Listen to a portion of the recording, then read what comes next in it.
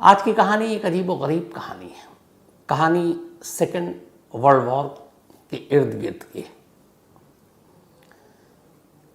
जो Pacific ocean है, उस पैसिफिक ओशन में एक द्वीप, एक आइलैंड हुआ करता है।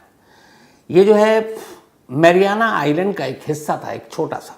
उसका नाम था अनाताहन आइलैंड। अनाताहन आइलैंड की कहानी ये है कि ये कभी इस पर स्पेन का कब्जा था। बाद में स्पेन ने इसको जर्मनी को बेच दिया, फिर जर्मनी ने इसको जापान को बेच दिया। तो उसके बाद से जापान के कब्जे में था और जापान ने इस आइलैंड पर बनाना और कोकोनट, इसकी बहुत सारी खेती बाड़ी और वो सारी चीज़ें करनी शुरू कर दी। जापान की एक दिक्कत ये थी कि जापान में लैंड बहुत कम है, आबादी और फिर उसके हिसाब से लैंड। तो जापान की सरकार ने 1939 में एक पॉलिसी बनाई थी। पॉलिसी ये थी कि लोगों को इसमें ज़्यादा कहा गया कि आप बढ़ चढ़ कर हिस्सा लें, कि लैंड की कमी है। तो आसपास में जो भी पैसिफिक ओशन में बहुत सारे आइलैंड हैं जिस पर जापान का कब्जा था, तो उन जगहों पर जाएं और वहाँ जाकर आप लोग खेती बाड़ी काश्तकारी करें और बाकी चीज़ें उगाएं। इससे एक तो ये होगा कि आबादी का एक हिस्सा उस आइलैंड की तरफ जाएगा, दूसरी तरफ ये होगा कि जापान को उससे बहुत सारे फल, ये बाकी चीज़ें भी मिलेंगी। तो 1939 में ये पॉलिसी आई थी जापान की। इसी पॉलिसी के बाद एक कंपनी में, जो ये वो कंपनी थी जो अलग अलग आइलैंड पर क्या क्या वहाँ पे उगाया जा रहा है उसकी देखभाल करती थी और वो सारा मॉनिटर करती थी, मजदूरों से काम कराती थी। तो ऐसी एक कंपनी में एक सुपरवाइज़र हुआ करता था। इस सुपरवाइज़र का नाम था शोइची। शोइची एक स्मार्ट हैंडसम नौजवान, और उसी दौर में एक लड़की थी। लड़की का नाम था काजुको। काजुको की उम्र तब 16 साल, बेहद खूबसूरत। काजुको के पीछे बहुत सारे लड़के थे, लेकिन काजुको ने शोइची को चुना और फिर दोनों ने शादी कर ली। शादी करने के बाद दोनों की ज़िंदगी ठीक ठाक खुशहाल चल रही थी। लेकिन तभी 1944 में शोइची का ट्रांसफ़र हो गया और उसे कहा गया कि तुम अब अनाताहन आइलैंड पर चले जाओ।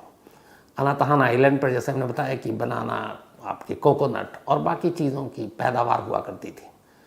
तो वहाँ बहुत सारे मजदूर और वहाँ बहुत सारे उस तरह के किसान रहते थे उस आइलैंड पर। तो शोइची को एक सुपरवाइज़र के तौर पर वहाँ भेजा गया कि तुम जाओ और वहाँ जाकर अब काम संभालो। ट्रांसफ़र हो गया। शादी के कुछ वक्त बीते थे तो शोइची अपनी वाइफ काजुको को लेकर इस अनाताहन आइलैंड पर पहुँच गया। साथ में कंपनी ने, जिस कंपनी में काम करता था, शोइची के ऊपर उसके एक बॉस को भी भेजा जिसका नाम था मिशामी। तो मिशामी को ये कि तुम ओवरऑल देखोगे। शोइची का काम ये था कि वो सुपरवाइज करेगा तमाम जो किसान हैं उनको। तो अब ये 3 लोग इस आइलैंड पर पहुंचते हैं 1944 में। इत्तेफाक से तब सेकेंड वर्ल्ड वॉर की सुगबुगाहट थी। सेकेंड वर्ल्ड वॉर में जापान एक तरफ, बाकी लोग एक तरफ, दुनिया 2 हिस्सों में बटा हुआ था। फर्स्ट और सेकेंड वर्ल्ड वॉर की कहानी आपको डिटेल में मैं सुना चुका हूँ। तो अब ये लोग, इस तीनों हस्बैंड वाइफ यानी काजुको, शोइची और मिशामी, ये तीनों उस आइलैंड पर पहुँच जाते हैं। इत्तेफाक से उसके बाद द्वितीय विश्व युद्ध यानी सेकेंड वर्ल्ड वॉर शुरू हो गया था। अब अमरीकी जितने भी आइलैंड थे उस पर भी बमबारी कर रहे थे उनके बम वर्षक प्लेन।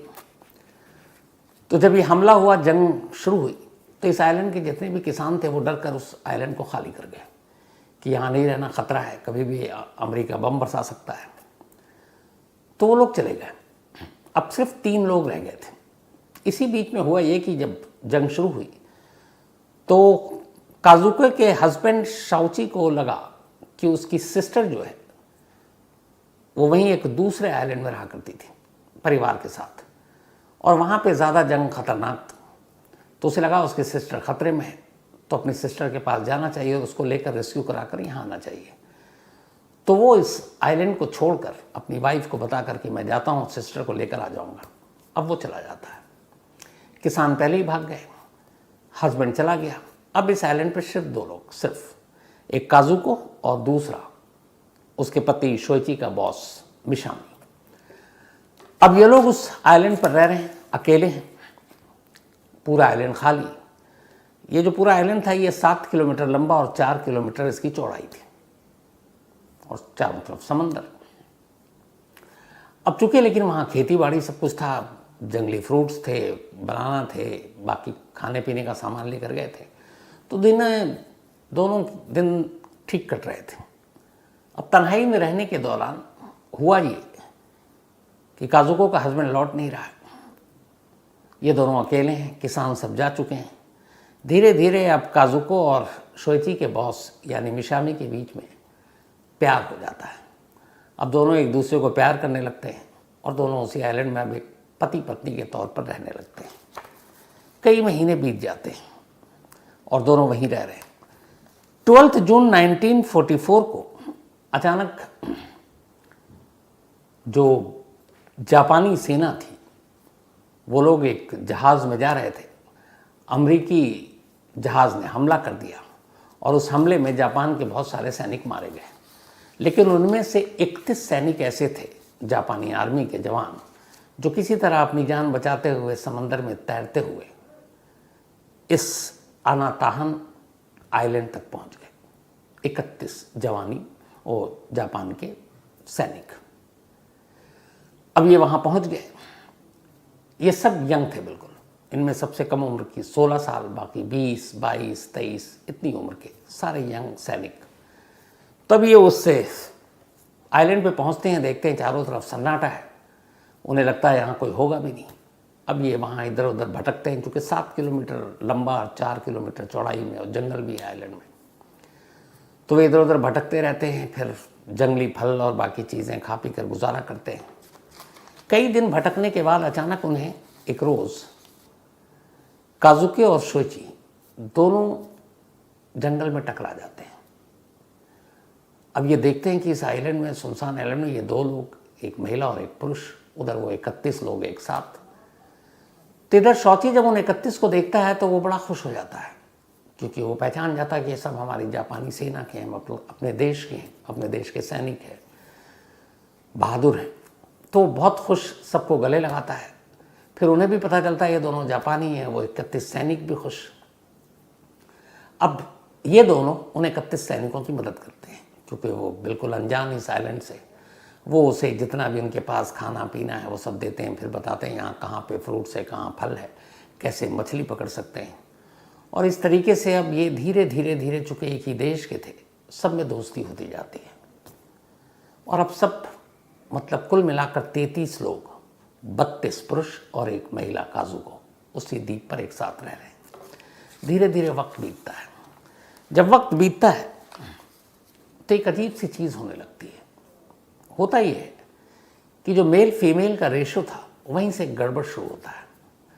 उन 32 बल्कि जो 31 आए थे उनको ये लगता है कि ये काजुको और मिशामी ये दोनों साथ रहते हैं। अब उनके अंदर ये भी होता है कि एक महिला है तो हमारी भी गर्लफ्रेंड बन जाए।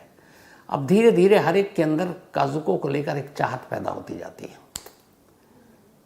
अब यहाँ ये था कि इस कहानी में इन दोनों को ये भी पता चल गया था कि काजुको का ये पति नहीं है, क्योंकि शुरुआत में बता दी थी उसका हस्बैंड अपनी बहन को लेने गया, उधर हस्बैंड लौट नहीं रहा क्योंकि जंग शुरू हो गई, वापसी का कोई साधन नहीं। तो 31 को ये लगा कि पति तो है नहीं और ये इसके साथ पति की तरह ही रह रही है, लेकिन शादी हुई नहीं है। तो उनके मन में भी अजीब अजीब ख्याल आने लगे। तो फिर उनमें से ये तय हुआ कि नहीं, ये गलत है। तो उन्होंने कहा कि देखो, हम काजुको की तरफ बुरी नज़र से नहीं देखेंगे, ठीक है तुम लोग साथ रह रहे हो तो तुम दोनों शादी कर लो। अब काजुको भी बड़ी वो कि क्या करें। तो फिर उसके बॉस ने कहा एक काम करते हैं, हम लोग शादी नाटक की तरह कर लेते हैं ताकि इन लोगों के तुम्हारे ऊपर बुरी नज़र ना पड़े। तो वो तैयार हो जाते हैं। फिर 31 सैनिकों के सामने वो दोनों शादी कर लेते हैं। अब ये हुआ कि चलो, सब कुछ दिन तक ये हुआ कि किसी ने काजुको की तरफ बुरी नज़र से नहीं देखा कि ये दोनों पति पत्नी हैं, वो है। धीरे धीरे वक्त बीता। फिर एक रोज़ एक अचानक हादसा होता है। 12 जून 1944 को अमेरिका का एक प्लेन जो वॉर में शामिल था वो अचानक क्रैश कर जाता है, या दुश्मन देश ने किसी ने हमला किया था। और उसके बाद, बल्कि अगस्त 1946 में, माफ़ी के साथ अगस्त 1946 में एक अमेरिकी प्लेन दुश्मन ने मार गिराया और आकर उसी अनातहन आइलैंड के पास उसका मलबा गिर गया। मलबा गिरने के बाद जो 31 जापानी सैनिक थे उनमें से 2 लोग एक रोज़ उसी तरफ टहल रहे थे। वो गए तो देखा किनारे में मलबा है। उस मलबे के पास गए तो उन्होंने देखा कि 1-2 लाशें हैं और फिर उन्होंने देखा कि वहाँ पर 2 गन हैं, बंदूक। चूँकि ये भी सैनिक थे, उन्हें पता था। उन्होंने वो दोनों बंदूक उठाई, फिर और तलाश किया तो देखा 90 राउंड कारतूस भी मिल गए, 90 राउंड गोलियों के। अब ये दोनों बंदूक एक दोनों ने बंदूक रखा और गोलियां बांट ली, लेकर चले आए। जब लेकर चले आए इसके बाद अब यहीं से एक इस शांत द्वीप में, शांत आइलैंड में एक अजीब कहानी पनपती है। चूँकि यहाँ रहते हुए महीनों हो गए, एक महिला 32 पुरुष, सभी के मन में उस महिला को लेकर अजीब अजीब ख्याल। शादी भी करवा दी लेकिन मन उन लोगों का मान नहीं रहा है। अब जब गन आया इस द्वीप पे पहली बार तो जिसके हाथ में गन था उसने अपने आप को राजा मान लिया। अब वो गन लेकर पहुंचा काजुको के पास और उसने कहा कि देखो तुम मेरी गर्लफ्रेंड बन जाओ, अगर नहीं बनोगी तो मैं तुम्हारे हस्बैंड को यानी मिशामी को मार दूंगा। जिसके हाथ में बंदूक ताकत उसी के पास। अब आइलैंड में कुल 32, 2 के पास बंदूक है, मतलब राजा वही है। तो जो पहले पहुंचा उसने कहा मैं मार दूंगा। तो मिशामी ने खुद काजुको से कहा कि देखो मैं अपनी जान नहीं देना चाहता हूँ, ठीक है तुम मुझसे प्यार कर लो, मुझे कोई ऑब्जेक्शन नहीं। वो वैसे भी उसका असली पति था नहीं। तो काजुको तैयार हो गई। अब जिसके पास गन था वो उसकी गर्लफ्रेंड बन गई। कुछ दिन बीते, जो दूसरे के पास गन था अब वो पहुंचता काजुको के पास कि तुम मुझसे छोड़ो और मेरी गर्लफ्रेंड बन जाओ, वरना मैं तुम्हारे पति को मार दूंगा। अब वो फिर वही सीन। फिर पति ने कहा कि जो वो कह रहा कर लो, तो वो उसकी गर्लफ्रेंड बन गई। अब बंदूक के दम पर ये लोग जबरन उसको अपनी गर्लफ्रेंड बना चुके हैं। फिर एक रोज़ ये हुआ कि जिन 2 लोगों के पास बंदूक था वो आपस में काजुको के लिए लड़ पड़े। जब लड़े तो गोली चली, उनमें से एक मारा गया। अब एक मारा गया तो अब दूसरे के पास एक ही शख्स बचा जिसके पास गन है, दोनों। अब उसी की हुकूमत चल रही है। इस बीच में 1-2 लोगों की और मौत हो जाती है और वो भी बड़ी रहस्यमय हालत में। तो करीब 3 लोग की जान जा चुकी है। पता चला जो 2 लोगों की और मौत हुई गला घोटने से, नस काटने से, वो भी काजुको के दीवाने थे, लेकिन बंदूक की वजह से वो कमज़ोर पड़ रहे थे। तो अब धीरे धीरे जब ये चीज़ें हुई तो एक मीटिंग बुलाई गई उसी द्वीप पर और उस मीटिंग में तय हुआ कि देखो इस द्वीप में शांति थी जब तक कि ये 2 बंदूक इस द्वीप पर नहीं आया। अगर इस बंदूक को फेंक दें या बर्बाद कर दें तो इस द्वीप पे फिर से शांति हो जाएगी। मीटिंग में सब लोगों ने माना। अब जिसके पास इकलौता एक तो वो मार चुका था, बंदूक बची दोनों, तो उन्होंने कहा कि इसको समंदर में फेंक देते हैं। वो तैयार हो गया। उसने कहा कि हाँ कब तक ऐसे रहेंगे, एक एक करके सबको मार देंगे तो अकेला कैसे जीऊँगा। तो उसने दोनों बंदूक फेंक दी। बंदूक फेंकने के बाद फिर से आइलैंड पर शांति आ गई, सब ठीक। लेकिन ये शांति कुछ दिनों की थी, क्योंकि दिन बीत रहा है, दिन से साल बीत रहे हैं और इधर ये है कि इनको बाहर निकलने का कोई वो नहीं। इस बीच इन्हें ये भी पता नहीं कि 15 अगस्त 1947 को जब नागासाकी और हिरोशिमा पर अमेरिका ने बम गिराया तो जापान ये जंग हार चुका है और उसने सरेंडर कर दिया। हालांकि उस आइलैंड के करीब जो यूएस फोर्सेस थी वो लगातार जितने भी ऐसे द्वीप थे उसके ऊपर से वो अनाउंस करते थे, ऐलान करते थे कि जंग खत्म हो गई है, आप लोग सरेंडर कर दो, अपने अपने देश भेज दिए जाओगे। लेकिन ये चूँकि सैनिक थे, इन्हें लगता था कि नहीं अमेरिका उन्हें झांसा दे रहा है और जैसे ही वो खुलकर बाहर आएंगे वो उन्हें मार देगा। उन्हें ये पता ही नहीं था कि जंग तो खत्म हो चुकी, जापान सरेंडर कर चुका है, जापान जंग हार चुका है। तो इस वजह से छुपे हुए थे और अनाउंसमेंट को वो एक धोखा मानते थे, एक फरेब। अब 47 में जापान हार चुका है, सब कुछ हो चुका है, इन्हें खबर नहीं है और ये द्वीप में है।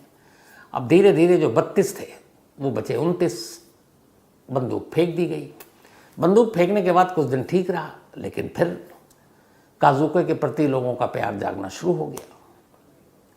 इसके बाद अब काजुको के उस पति का कत्ल हो जाता है, यानी कि मिशामी का। फिर इसके बाद हुआ कि सबको पता है ये क्यों हो रहा है। इसके बाद एक एक कर कुल मिलाकर 11 कत्ल होते हैं एक काजुको की वजह से, जो इस द्वीप पे अकेली महिला थी। और ये सारे कत्ल यही जो 31 लोग थे इन्हीं में से करते हैं। जिनको लगता है कि ये काजुको के करीब जा रहा है, वो दूसरा जो उससे प्यार करता था वो उसको मार देता है। तो ये सिलसिला 11 तक पहुंच गया। अब कुल मिलाकर जहाँ 32 थे वहाँ पे 11 आप माइनस कर दीजिए तो उतने लोग बचे। अब जब धीरे धीरे 11 मौत हो गई तो फिर एक मीटिंग हुई और अब तक कई साल बीत चुके कि एक लड़की की वजह से ये सब कुछ खून खराबा हो रहा है, वरना हम सब शांति के साथ रह सकते हैं, सैनिक हैं, और ये गलत है। तो हुआ क्या किया जाए? तो कहा गया कि आप कुछ भी करेंगे ये कत्ल तो होता रहेगा, क्योंकि इश्क मोहब्बत ऐसी चीज़ है कि एक करेगा तो दूसरे को जलन होगी और फिर वो भी कूदेगा। और थे इसमें सारे के सारे काजुको के मतलब फैन, हर एक को काजुको से प्यार है। अब तन्हाई, अकेलापन, परिवार फैमिली से दूर, वापस लौटेंगे जिंदा कि नहीं इसके भी कोई भरोसा नहीं। तो ये सारी चीज़ें मिलाकर उनके दिमाग को कुछ अजीब सा कर दिया था। तो फिर एक मीटिंग बुलाई गई, ये तीसरी मीटिंग थी, और इस मीटिंग में यह तय हुआ कि इस द्वीप पर कत्ल का सिलसिला तब तक चलता रहेगा जब तक काजुको जिंदा रहेगी। इसलिए अगर उस लड़की को ही मार दे तो शायद हम आपस में न लड़े और हमारी जान बच जाए, वरना हम एक दूसरे को मारते रहेंगे। जब ये बात हुई, चूँकि 11 मौतें हो चुकी थी, तो बाकी को समझ में आया। उन्होंने कहा ये आइडिया सही है, सबकी सहमति हो गई कि अब काजुको को मार देंगे। लेकिन यहाँ पे फिर ट्विस्ट आता है। जिन लोगों ने ये मीटिंग की उन्हीं में से एक काजुको को बेपनाह प्यार करता था और उसे लगता था कि वो सिर्फ उसी के लिए है। जब ये मीटिंग में पास हुआ ऑर्डर कि काजुको को मारना है, उसने अपने लोगों से गद्दारी की और वो चुपचाप पहुंच गया काजुको के पास और उसने काजुको को ये मैसेज दे दिया कि इस मीटिंग में तय हुआ है कि तुम्हारी वजह से 11 जाने गई हैं, अब और नहीं जाएंगे, इसलिए तुमको मार देना है। तो हो सकता है कल तक तुमको मार दिया जाएगा। जैसे ही ये काजुको सुनी, घबरा गई। उसे लगा अब इस द्वीप पर रहना खतरे से खाली नहीं, लेकिन जाएं कहाँ और कैसे जाएं? चारों तरफ समंदर। बट ये सुनते ही वो उसी दिन जंगल की तरफ निकलती है चुपचाप और फिर भागती जाती है। उसके बाद द्वीप के किनारे जाती है और किनारे किनारे होते हुए फिर, चूँकि जंग खत्म है लेकिन अमेरिकी शिप और वो सारी चीज़ें वहाँ से गुजर रहे थे, तो वो एक जगह पर ऊंचे टीले पर पहुँचती है। उसे कुछ जहाज़ दिखाई देता है, वो उनका ध्यान अपनी तरफ खींचती है और फिर एक शिप वाले की नज़र उस पर पड़ती है। अमेरिकी शिप थी वो एक लड़की को देखकर एक सुनसान बियाबान आइलैंड पर वो भी चौंक जाते हैं। वो आते हैं और इस तरीके से 33 दिन के बाद काजुको जब उन लोगों से बचकर भागी, तब फिर वो जापान पहुंचती है। 33 दिन बाद उसने अपनी जान बचा ली। इधर बाकी लोग ढूंढ रहे हैं, फिर पता चला कि वो तो गायब है, मिली नहीं। सबको समझ में आ गया, लेकिन हैरान कि भागेगी कहाँ जाएगी, कैसे जाएगी। लेकिन नसीब था उसका कि उसको एक शिप मिला और वो शिप के ज़रिए निकल गई। अब वो पहुंच जाती है जापान 33 दिन के बाद। वहाँ से निकलने के टोटल 33 दिन लगते हैं उसको। वहाँ पहुँचने के बाद वो बताती है कि मैं 1944 से उस द्वीप पर हूँ। और उसने ये भी बताया उसके बाद कि उस द्वीप पर अब भी जो जापान के सैनिक हैं वो वहाँ पर जिंदा है। 11 लोगों को छोड़कर कुल 31 आए थे, उनमें से 10 सैनिकों की जान गई और एक उसके बॉस की, तो 11। अब जब ये बात पता चला, इधर लोगों को पता ही नहीं था कि इस जंग में उनके अपने जिंदा हैं कि नहीं। उन सबके सैनिकों के कोई माँ बाप, 1-2 शादीशुदा। उन्हें जैसे ही मिले वो बहुत खुश हुए। उन्होंने फिर सेना के ज़रिए उस आइलैंड पर कम से कम 200 लेटर ड्रॉप किए कि अब आप लोग सुरक्षित हो, जंग खत्म हो गई है, जापान सरेंडर कर चुका है, अब सब कुछ ठीक है और आप लोग लौट आओ। लेकिन जब वो लेटर गिरता तब फिर सैनिकों को यही लगता है कि ये अमेरिका की साजिश है। वो अनाउंस भी कर रहे हैं कि हमें मार देंगे, जंग खत्म हुई नहीं है। लेटर गिरता रहता, वो मानते ही नहीं। फिर एक रोज़ ऐसा हुआ कि जब ये 200 लेटर गिर गए तो एक लेटर एक कैदी ने उठाया, वहीं आइलैंड पर रहने वाले एक सैनिक ने, और लेटर पढ़ा उसने बहुत ध्यान से, और फिर अचानक सबसे कहता है कि मैं दावे से कह सकता हूँ ये लेटर मेरी बीवी के हाथ का लिखा हुआ है, मैं उसकी हैंडराइटिंग को जानता हूँ, उसकी हैंडराइटिंग से मुझे बहुत प्यार है। जब उसने ये बताया और उसने बाकी साथियों को कन्विंस किया कि ये लेटर सच है, ये धोखा नहीं है, तो बाकी के लोग पहली बार मानते हैं। इसके बाद ये लोग सफ़ेद कपड़ा लेकर किनारे आते हैं और एक तरह से सरेंडर का इशारा करते हैं।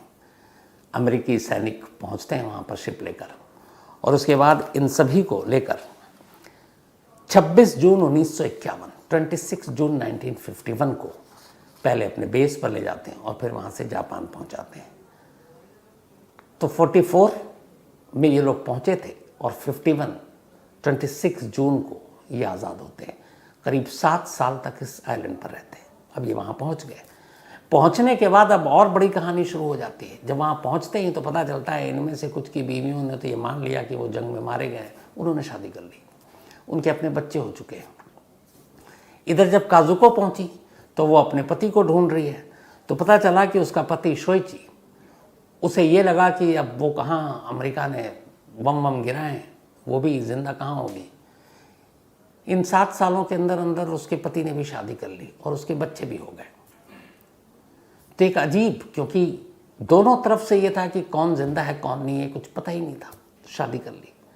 अब यहाँ आने के बाद जब उसको लगा काजुको की शादी हो चुकी है, अब क्या करें, फिर उसने अपनी कहानी मीडिया को सुनाई।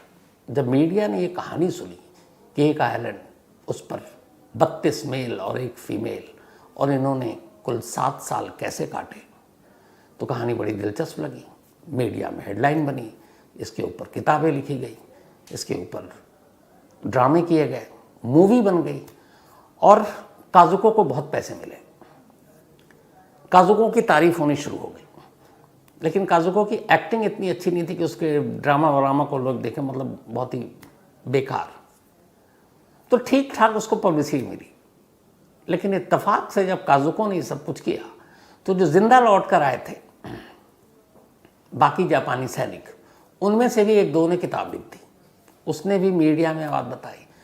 अब अभी तक जो काजुको ने बताया उसमें काजुको को एक हीरो के तौर पे पेश किया गया, लेकिन जब इन लोगों ने बताया, जो जापानी सैनिक लौटे, तो उन्होंने काजुको को एक विलेन के तौर पर पेश किया। कहानी ये बनाई या सुनाई जो सच थी कि एक द्वीप, एक आइलैंड, जिस पे 7 साल तक 32 मेल और एक फीमेल थी, और कैसे उसकी वजह से एक एक कर 11 लोगों के कत्ल हुए, और कैसे हर कोई काजुको को पाना चाहता था, और कैसे वो एक एक कर बारी बारी से हर एक के साथ उसने प्यार भी किया। तो जब ये हुआ तो फिर 11 लोगों के प्रति हमदर्दी हुई, काजुको को एक तरह से वैम्प या विलन बना दिया गया। लेकिन ये कहानी खूब चर्चा में रही। बाद में अब चूंकि काजुको को मालूम था कि उसके पति ने शादी कर ली है, तब फिर काजुको ने भी, जब उसकी 40 साल की उम्र हुई, वहाँ आने के कुछ साल के बाद, तब उसने शादी कर ली। लेकिन उस शादी के 4 साल के बाद ही उसके उस पति की भी मौत हो गई। फिर काजुको अपना एक कैफ़े चलाती थी। 1974 में जब काजुको की उम्र 50 साल थी सिर्फ, तब ब्रेन ट्यूमर की वजह से उसकी मौत हो गई। आज भी इस अनाताहन जो आइलैंड है, द्वीप है, इसको इन्हीं 32 मेल और एक फीमेल और ख़ास तौर पर काजुको की कहानी के लिए याद किया जाता है। और ये भी इस कहानी के ज़रिए लोगों को मैसेज दिया जाता है कि कैसे कहीं पे एक शांति होती है, 2 गन आते हैं और वो 2 बंदूक सिर्फ कैसे पूरे शांत माहौल को अशांत कर देता है, और जो इंसान की हवस और लालच है वो कैसे किसी भी, मतलब ये तो एक आइलैंड था लेकिन पूरी सोसाइटी को ख़राब कर सकता है। इसके ज़रिए ऐसे प्ले, ऐसे नॉवेल, ऐसी चीज़ें लिखी गई जो ये मैसेज दिया गया था। इसके ऊपर बहुत सारी बाद में भी फिल्में बनी। तो ये थी इस अनाताहान द्वीप की कहानी। अब कहानी